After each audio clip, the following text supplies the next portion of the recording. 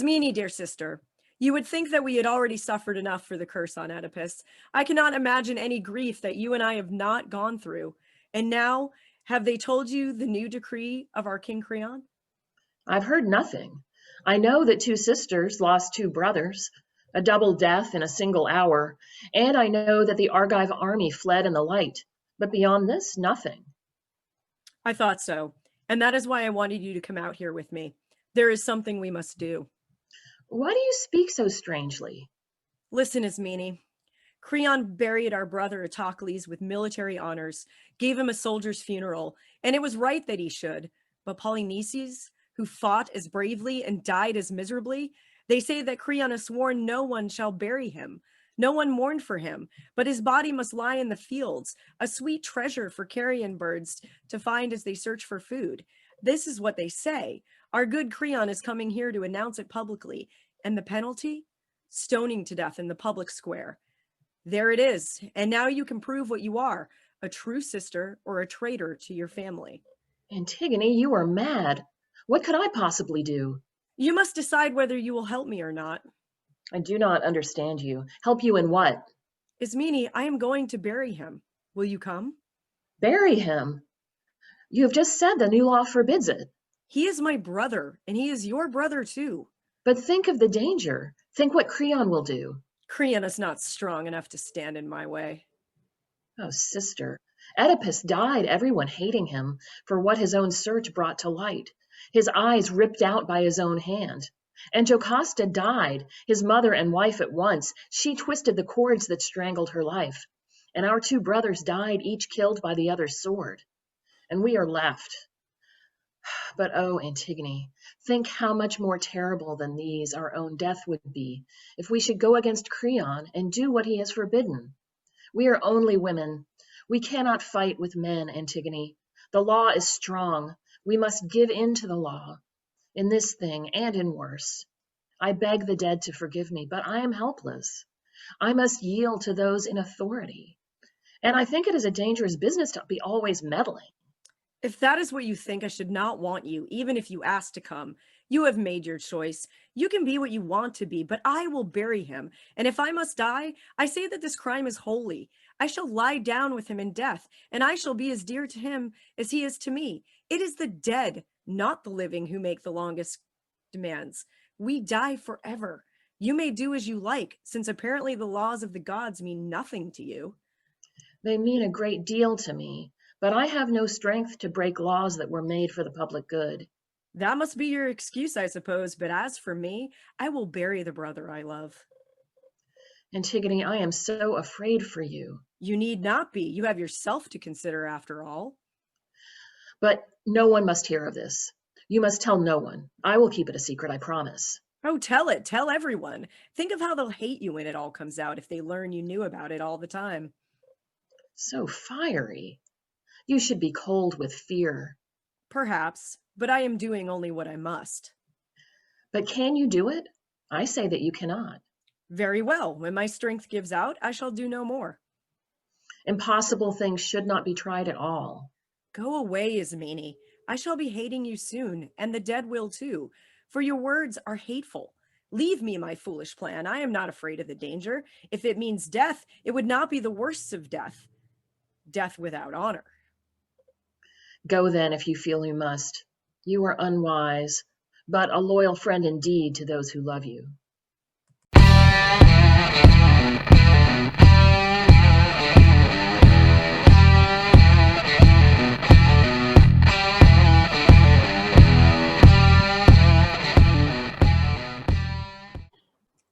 But now at last, our new king is coming, Creon of Thebes, Maniacus' son. In the auspicious dawn of his reign, what are the new complexities that shifting fate has woven for him? What is his counsel? Why has he summoned the old men to hear him?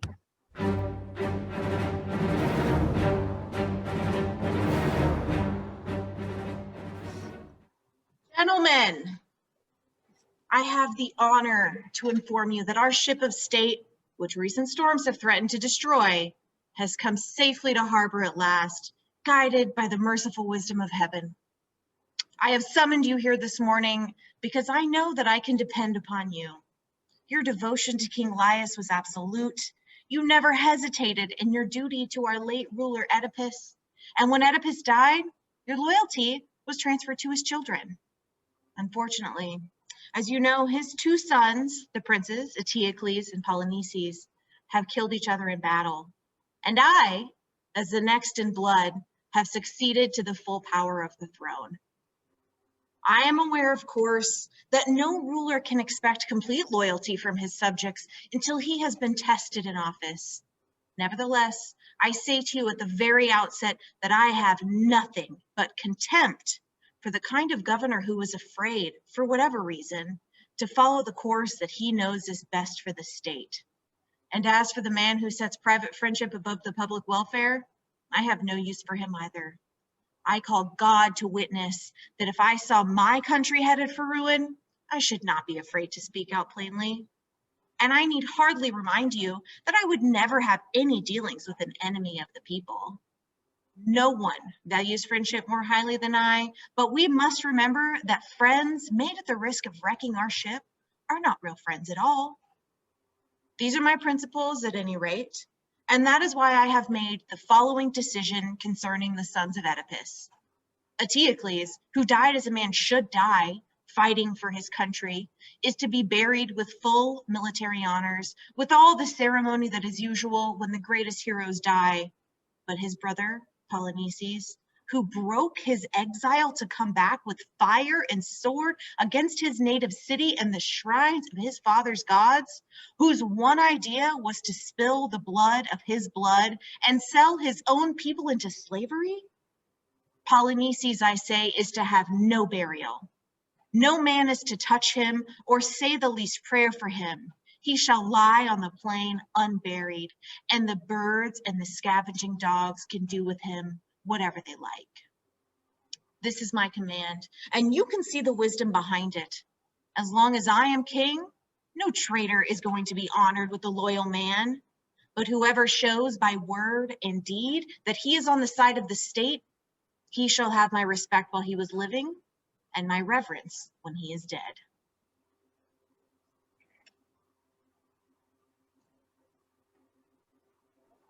If that is your will, Creon, son of Maniacus, you have the right to enforce it. We are yours. That is my will. Take care that you do your part. We are old men. Let the younger ones carry it out. I do not mean that. The sentries have been appointed. Then what is it that you would have us do? You will give no support to whoever breaks this law. Only a crazy man is in love with death. And death it is. Yet money talks, and the wisest have sometimes been known to count a few coins too many.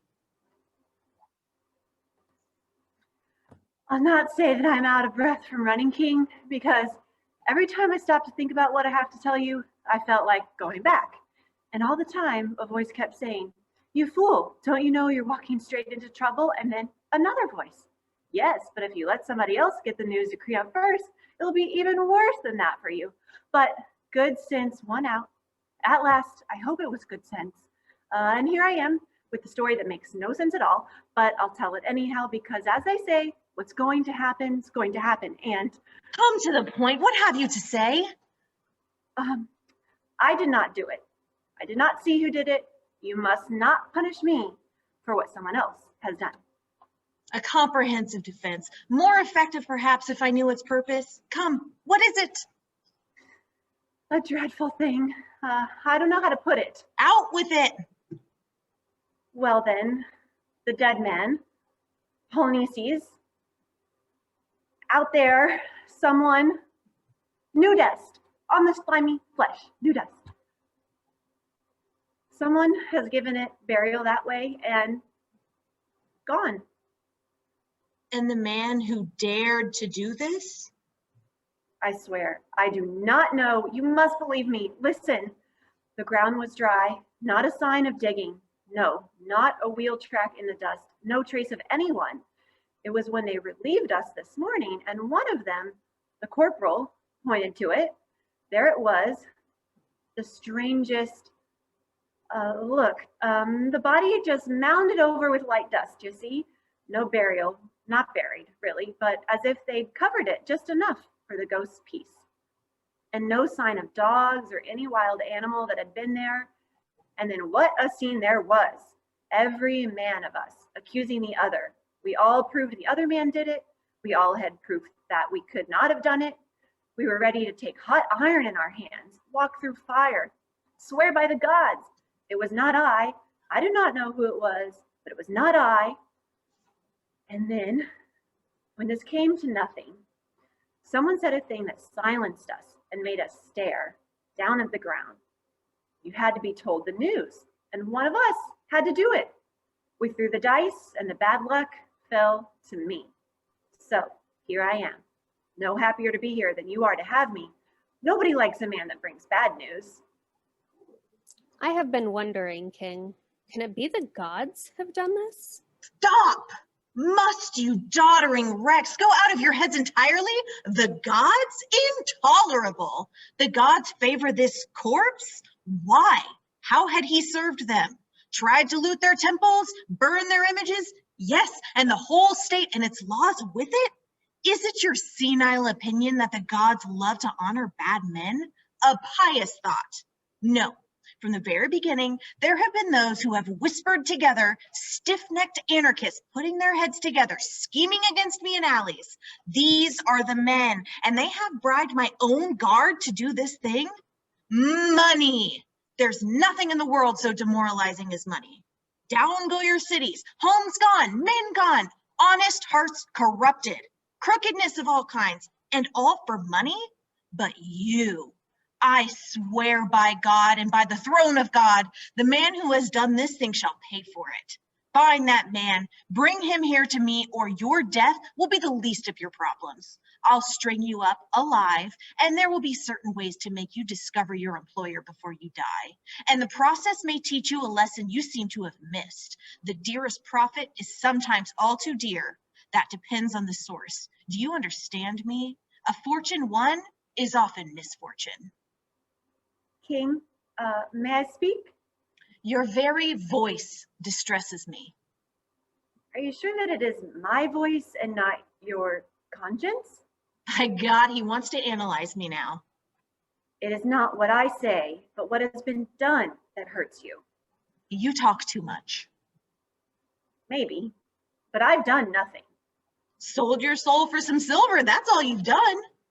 How dreadful it is when the right judge judges wrong. Your figures of speech may entertain you now, but unless you bring me the man, you will get little profit from them in the end.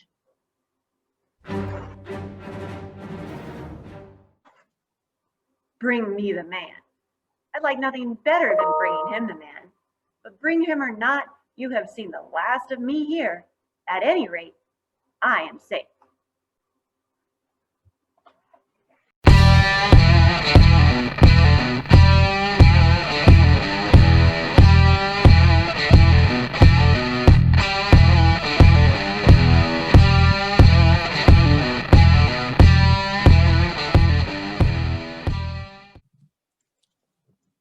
What does this mean? Surely this captive woman is the Princess Antigone.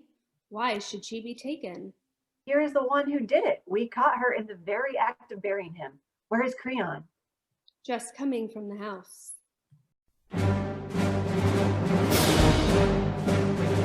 What has happened? Why have you come back so soon? Oh, King, a man should never be too sure of anything.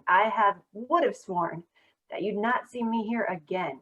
Your anger frightened me so, and the things you threatened me with. But how could I tell then that I'd be able to solve the case so soon? No dice throwing this time. I was only too glad to come. Here is the woman. She's the guilty one. We found her trying to bury him.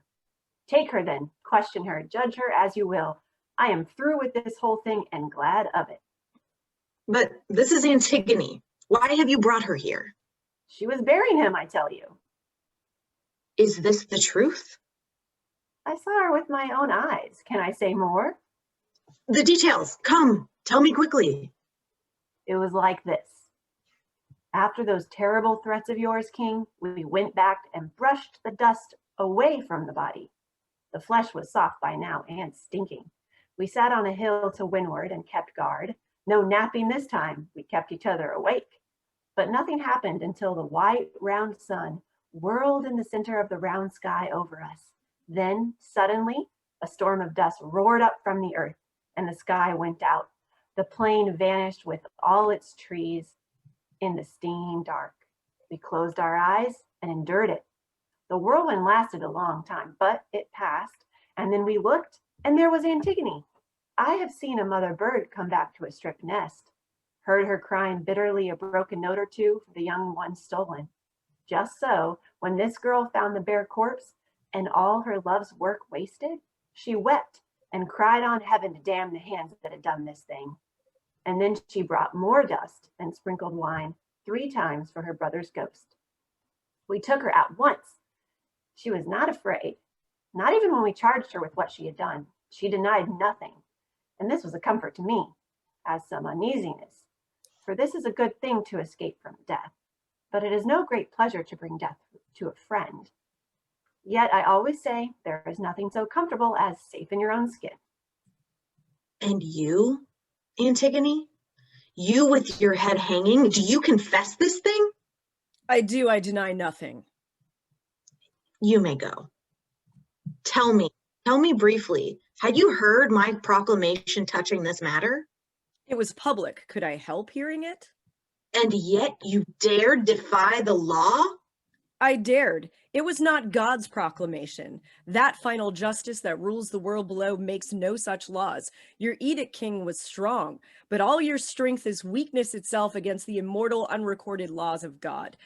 They are not merely now, they were and shall be operative forever, beyond man utterly. I knew I must die, even without your decree. I am only mortal, and if I must die now before it's my time to die, surely this is no hardship. Can anyone living as I live with evil all about me think death less than a friend? This death of mine is of no importance, but if I had left my brother lying in death unburied, I should have suffered. Now I do not. You smile at me. Ah, Creon, think me a fool if you like, but it may well be that a fool convicts me of folly. Like father, like daughter, both headstrong, deaf to reason. She has never learned to yield. She has much to learn. The inflexible heart breaks first, the toughest iron cracks first, and the wildest horses bend their necks at the pull of the smallest curb. Pride in a slave? This girl is guilty of a double insolence, breaking the given laws and boasting of it. Who is the man here? She or I, if this crime goes unpunished? Sister's child, or more than sister's child, or closer yet in blood, she and her sister win bitter death for this. Go, some of you, arrest Ismene. I accuse her equally. Bring her. You will find her sniffling in the house there. Her mind's a traitor. Crimes kept in the dark cry for light, and the guardian brain shudders. But now, how much worse than this is brazen boasting of barefaced anarchy. Creon, what more do you want than my death? Nothing. That gives me everything. Then I beg you, kill me. This talking is a great weariness. Your words are distasteful to me, and I am sure that mine seem so to you, and yet they should not seem so. I should have praise and honor for what I have done. All these men here would praise me were their lips not frozen shut with fear of you. Ah, the good fortune of kings, licensed to say and do whatever they please. You are alone here in that opinion. No, they are with me, but they keep their tongues in leash. Maybe, but you are guilty, and they are not. There is no guilt and reverence for the dead. But Eteocles, was he not your brother too? My brother too. And you insult his memory? The dead man would not say that I insult it. He would, for you honor a traitor as much as him. His own brother, traitor or not, and equal in blood. He made war on his country. Eteocles defended it. Nevertheless, there are honors due all the dead. But not the same for the wicked as for the just. Ah, Creon, Creon, which of us can say what the gods hold wicked? An enemy is an enemy, even dead. It is in my nature to join in love, not hate. Go join them then. If you must have your love, find it in hell.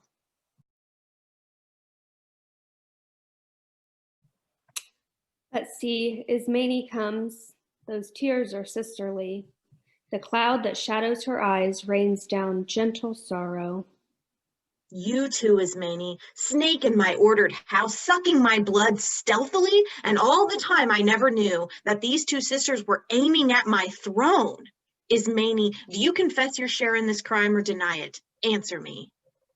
Yes, if she will let me say so. I am guilty. No, Ismene, you have no right to say so. You would not help me, and I would not have you help me. But now I know what you meant, and I am here to join you, to take my share of punishment. The dead man and the gods who rule the dead know whose act this was. Words are not friends. Do you refuse me, Antigone? I want to die with you. I too have a duty that I must discharge to the dead. You shall not lessen my death by sharing it. What do I care for life when you are dead? Ask Creon, you're always hanging on his opinions. You're laughing at me? Why, Antigone? It is a joyless laughter, Ismene. But can I do nothing? Yes, save yourself. I shall not envy you. There are those who will praise you. I shall have honor too. But we are equally guilty. No more, Ismene. You are alive, but I belong to death. Gentlemen, I beg you to observe these girls. One has just now lost her mind. The other, it seems, has never had a mind at all. Grief teaches the steadiest minds to waver, King. Yours certainly did when you assumed guilt with the guilty. But how could I go on living without her? You are. She is already dead. But your own son's bride. There are places enough for him to push his plow. I want no wicked woman for my sons. Oh, dearest Haman, how your father wrongs you. I've had enough of your childish talk of marriage. Do you really intend to steal this girl from your son? No, death will do that for me. Then she must die? You dazzle me. But enough of this talk. You there, take them away and guard them well, for they are but women, and even brave men run when they see death coming.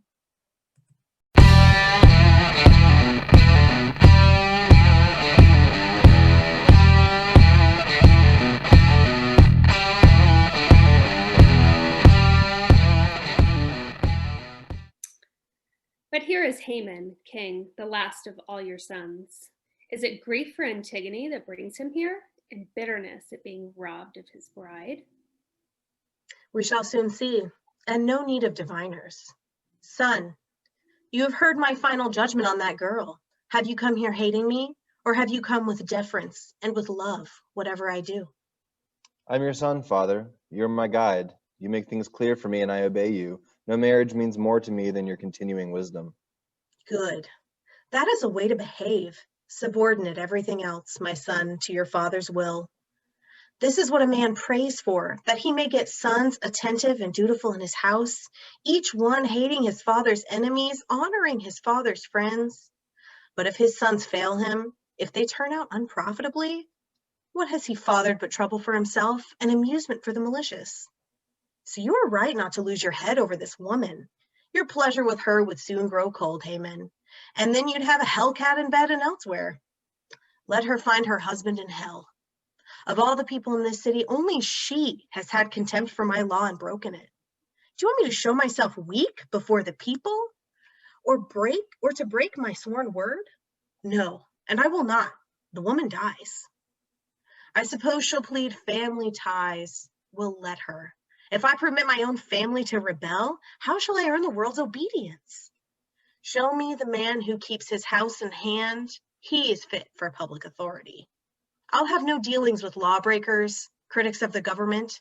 Whoever is chosen to govern should be obeyed, must be obeyed in all things, great and small, just and unjust. Oh, Haman, the man who knows how to obey, and that man only, knows how to give commands when the time comes. You can depend on him no matter how fast the spears come. He's a good soldier. He'll stick it out. Anarchy, anarchy. Show me a greater evil. This is why cities tumble and the great houses rain down.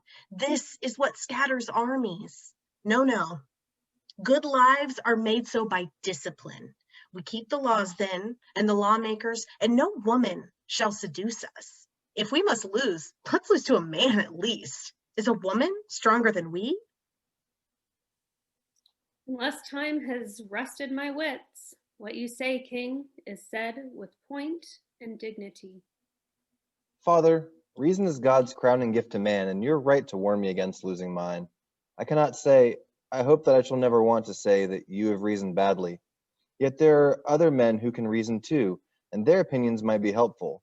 You're not in a position to know everything that people say or do or what they feel. Your temper terrifies them. Everyone will tell you only what you like to hear, but I, at any rate, can listen. And I've heard them muttering and whispering in the dark about this girl. They say no woman has ever so unreasonably died so shameful a death for a generous act. She covered her brother's body. Is this indecent? She kept him from dogs and vultures. Is this a crime? Death. She would have all the honor that we can give her. This is the only way they talk out there in the city. You must believe me. Nothing is closer to me than your happiness. What could be closer? Must not any son value his father's fortune as his father does his?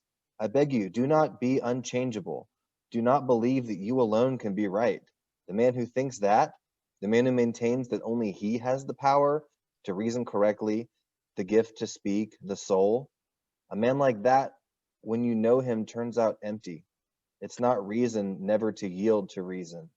In flood time, you can see how some trees bend, and because they bend, even their twigs are safe, while stubborn trees are torn up, roots and all, and the same thing happens in sailing. Make your sheet fast, never slacken, and over you go, head over heels and under, and there's your voyage. Forget you're angry. Let yourself be moved. I know I am young, but please let me say this. The ideal condition would be, I admit, that men should be right by instinct. But since we're all too likely to go astray, the reasonable thing is to learn from those who can teach. You will do well to listen to him, King, if what he says is sensible. And you, Haman, must listen to your father. Both speak well. You consider it right for a man of my years and experience to go to school to a boy? It is not right if I am wrong, but if I'm young and right, what does my age matter? You think it right to stand up for an anarchist? Not at all. I pay no respect to criminals. Then she is not a criminal? The city would deny it to a man. And the city proposes to teach me how to rule? Ah, who is it that's talking like a boy now? My voice is the one giving orders in this city. It is no city if it takes orders from one voice. The state is the king. Yes, if the state is a desert.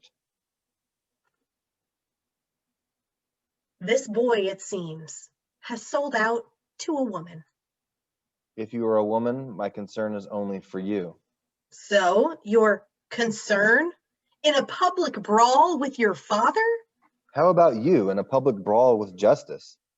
With justice? When all that I do is within my rights? You have no right to trample on God's right. Fool! Adolescent fool, taken in by a woman.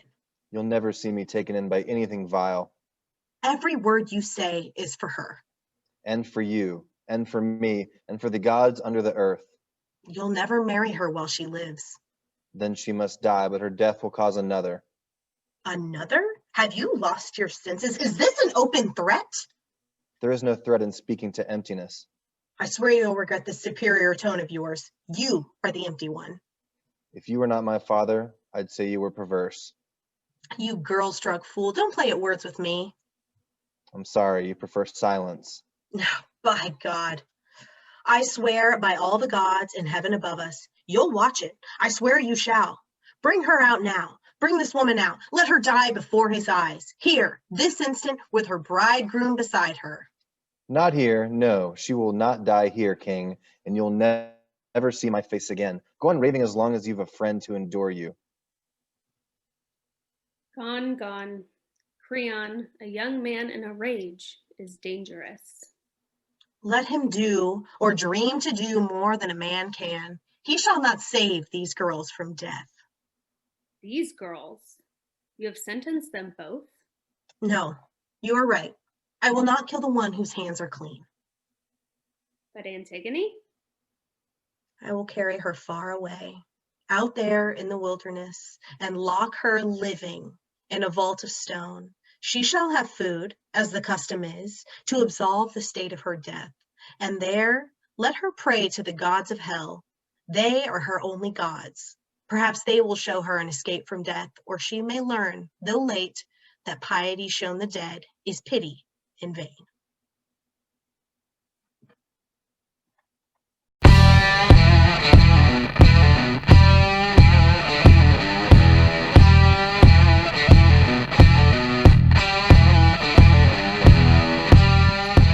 But I can no longer stand in awe of this, nor, seeing what I see, keep back my tears. Here is Antigone, passing to that chamber where all find sleep at last. Look upon me, friends, and pity me, turning back at the night's edge to say goodbye to the sun that shines for me no longer. Now, sleepy death summons me down to Archeron, that cold shore. There is no bride song there, nor any music. Yet not unpraised, not without a kind of honor, you walk at last into the underworld, untouched by sickness, broken by no sword. What woman has ever found your way to death? How often I have heard the story of Niobe Tantalus, wretched daughter, how the stone clung fast about her ivy close.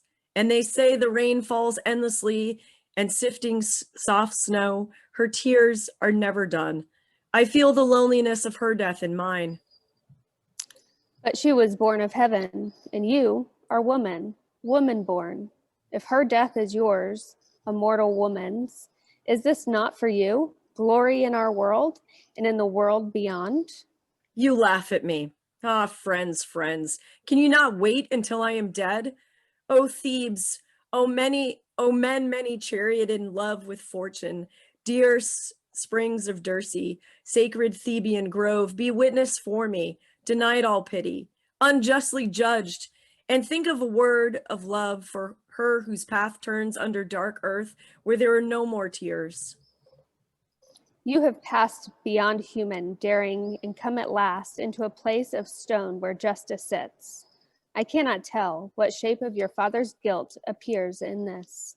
You have touched it at last, that bridal bed, unspeakable horror of son and mother mingling, their crime, infection of all our family. O Oedipus, father and brother, your marriage strikes grave to murder mine. I have been a stranger here in my own land all my life. The blasphemy of my birth has followed me. Reverence is a virtue, but strength lives in established law that must prevail. You have made your choice. Your death is the doing of your conscious hand. Then let me go, since all your words are bitter, and the very light of the sun is cold to me. Leave me to my vigil, where I must have neither love nor lamentation, no song but silence. If dirges and planned lamentations could put off death, men would be singing forever.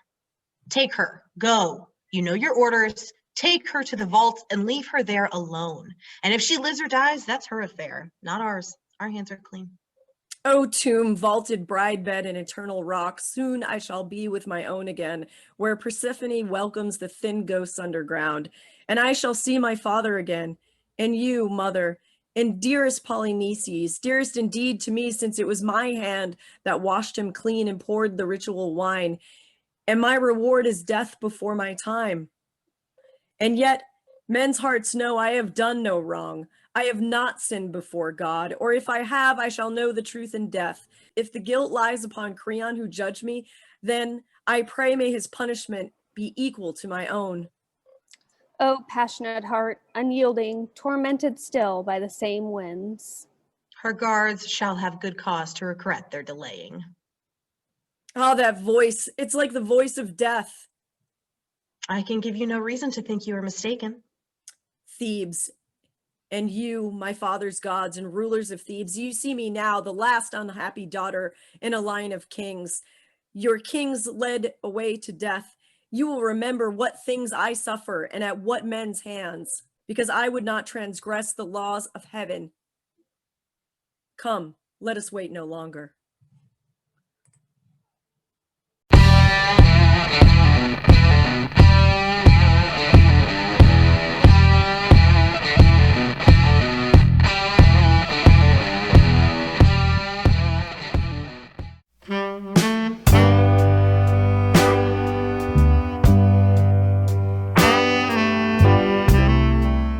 This is the way the blind man comes. Princes, princes, lockstep, 2 heads lit by the eyes of one.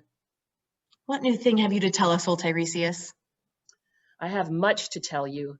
Listen to the prophet, Creon. I'm not aware that I've ever failed to listen. Then you've done wisely, king, and ruled well. I admit my debt to you, but what have you to say? This, Creon, you stand once more on the edge of fate. What do you mean? Your words are a kind of dread. Listen, Creon. I was sitting in my chair of augury at the place where the birds gather about me. They were all a chatter, as is their habit, when suddenly I heard a strange note in their jangling, a scream, a whirring fury. I knew that they were fighting, tearing each other, dying in a whirlwind of wings clashing. And I was afraid. I began the rites of burnt offering at the altar, but Hephaestus failed me.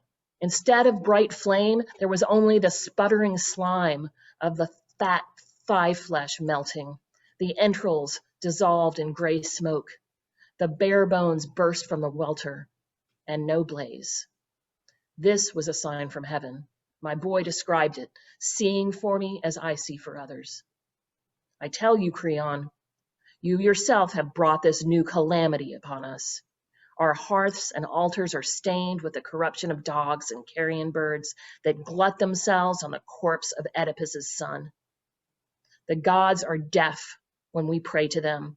Their fire recoils from our offering. Their birds of omen have no cry of comfort. There they are gorged with the thick blood of the dead. Oh, my son, there are no trifles. Think, all men make mistakes, but a good man yields when he knows his course is wrong and repairs the evil. The only crime is pride. Give in to the dead man then. Do not fight with a corpse. What glory is it to kill a man who is dead? Think, I beg you. It is for your own good that I speak as I do. You should be able to yield for your own good. It seems that prophets have made me their especial province. All my life long, I have been a kind of butt for the dull arrows of doddering fortune tellers.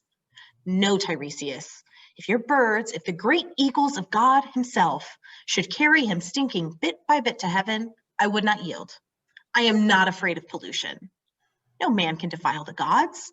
Do what you will, go into business, make money, speculate in India gold or that synthetic gold from Sardis. Get rich otherwise than by my consent to bury him. Tiresias, it is a sorry thing when a wise man sells his wisdom, lets out his words for hire. Oh, Creon, is there no man left in the world? Do what? Come, let's have the aphorism. No man who knows that wisdom outweighs any wealth.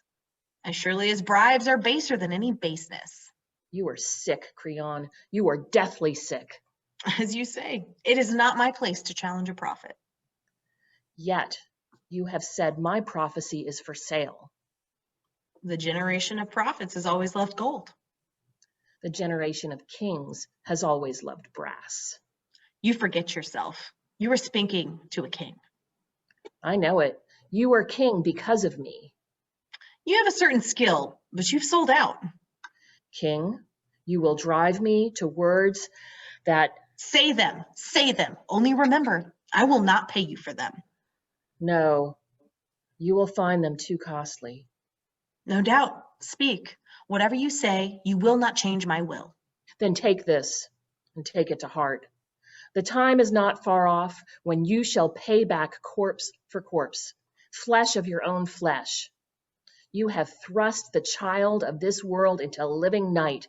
You have kept from the gods below the child that is theirs, the one in a grave before her death, the other dead, denied the grave. This is your crime, and the furies and the dark gods of hell are swift with punishment for you. Do you want to buy me now, Creon? Not many days, and your house will be full of men and women weeping, and curses will be hurled at you from far, cities grieving for sons unburied, left to rot before the walls of Thebes. These are my arrows, Creon. They are all for you. But come, child, lead me home. Let him waste his fine anger upon younger men. Maybe he will learn at last to control a wiser tongue in a better head.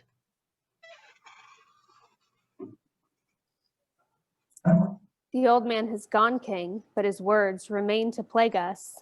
I am old too, but I cannot remember that he was ever false. That is true. It troubles me. Oh, it is hard to give in, but it is worse to risk everything for stubborn pride. Creon, take my advice. What shall I do? Go quickly, free Antigone from her vault, and build a tomb for the body of Polynices. You would have me do this? Creon, yes, and it must be done at once. God moves swiftly to cancel the folly of stubborn men. It is hard to deny the heart, but I will do it. I will not fight with destiny. You must go yourself. You cannot leave it to others. I will go. Bring axes, servants. Come with me to the tomb. I buried her. I will set her free. Oh, quickly, my mind misgives. The laws of the gods are mighty, and a man must serve them to the last day of his life.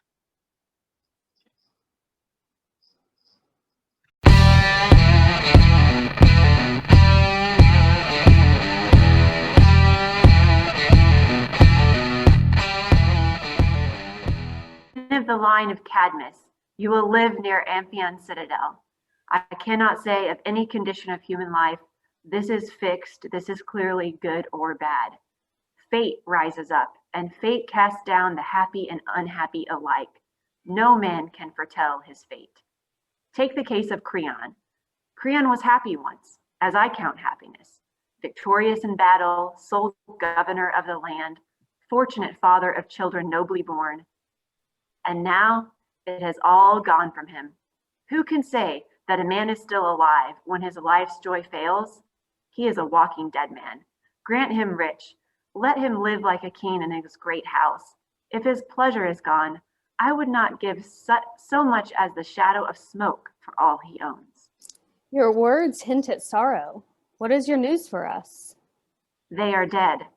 The living are guilty of their death. Who is guilty? Who is dead? Speak. Haman. Haman is dead, and the hand that killed him is his own hand. His father's or his own? His own, driven mad by the murder his father had done. Tiresias, Tiresias, how clearly you saw it all. This is my news. You must draw what conclusions you can from it. But look, Eurydice, our queen. Has she overheard us?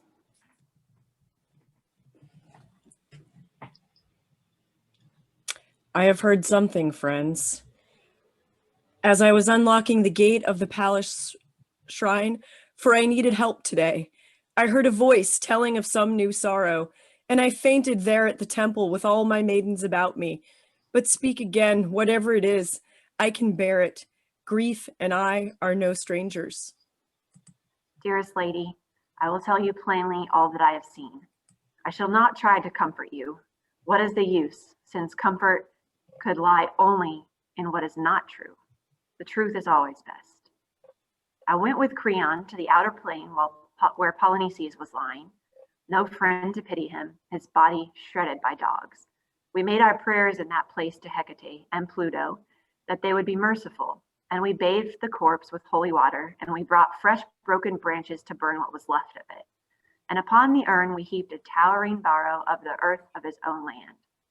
When we were done, we ran to the vault where Antigone lay on her couch of stone. One of the servants had gone ahead, and while he was yet far off, he heard a voice grieving within the chamber, and he came back and told Creon. And as the king went closer, the air was full of wailing, the words lost, and he begged us to make haste. Am I a prophet? He said, weeping, and must I walk this road to the saddest of all that I have gone before? My son's voice calls me on. Oh, quickly, quickly, look through the crevice there and tell me if it is Haman or some deception of the gods. We obeyed, and in the cavern's farthest corner we saw her lying. She made a noose of her fine linen veil and hanged herself. Haman lay beside her, his arms about her waist, lamenting her, his love lost underground, crying out that his father had stolen her away from him. When Creon saw him, the tears rushed to his eyes, and he called to him, What have you done, child? Speak to me. What are you thinking that makes your eyes so strange? Oh, my son, I come to you on my knees. But Haman spat in his face. He said not a word, staring, and suddenly drew his sword and lunged. Creon shrank back, the blade missed, and the boy, desperate against himself, drove it half its length into his own side and fell. And as he died, he gathered Antigone close in his arms again, choking, his blood bright red on her white cheek. And now he lies dead with the dead, and she is his at last, his bride in the houses of the dead.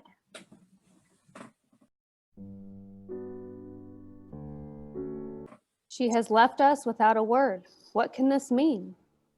It troubles me too, yet she knows what is best. Her grief is too great for public lamentation, and doubtless she has gone to her chamber to weep for her dead son, leaving her maidens to his dirge. It may be so, but I fear this deep silence. I will see what she was doing. I will go in.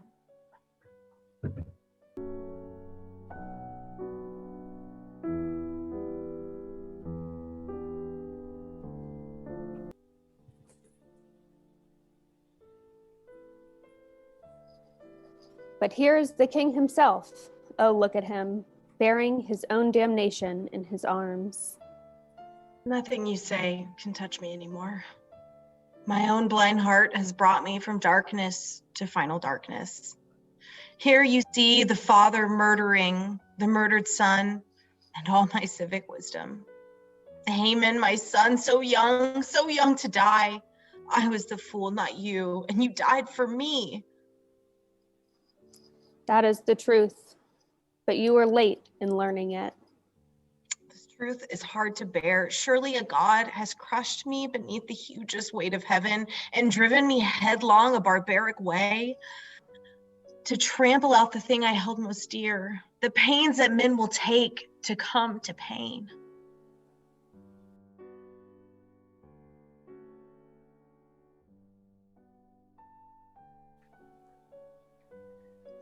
The burden you carry in your hands is heavy, but it is not all.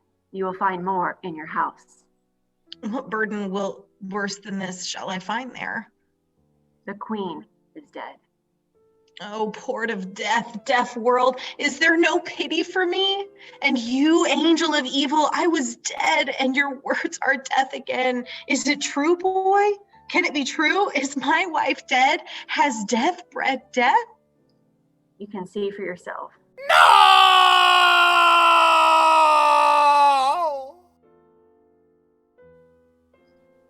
Oh, pity, all true, and more than I can bear. Oh, my wife, my son. She stood before the altar, and her heart welcomed the knife her own hand guided. And a great cry burst from her lips for Megaris dead, and for Haman dead, her sons. And her last breath was a curse for their father, the murder of her sons. And she fell, and the dark flowed in through her closing eyes. Oh God, I am sick with fear. Are there no swords here? Has no one a blow for me? Her curse is upon you for the deaths of both. It is right that it should be. I alone am guilty. I know it and I say it. Lead me in quickly, friends. I have neither life nor substance. Lead me in. You are right. If there can be right in so much wrong, the briefest way is best in a world of sorrow. Let it come. Let death come quickly and be kind to me. I would not ever see the sun again. All that will come when it will, but we, meanwhile, have much to do. Leave the future to itself. All my heart was in that prayer. Then do not pray anymore. The sky is deaf. Lead me away. I have been rash and foolish. I have killed my son and my wife. I look for comfort. My comfort lies here dead. Whatever my hands have touched has come to nothing. Fate has brought all my pride to a thought of dust.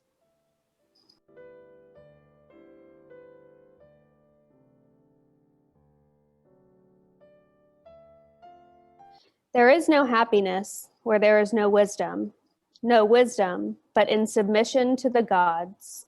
Big words are always punished, and proud men in old age learn to be wise.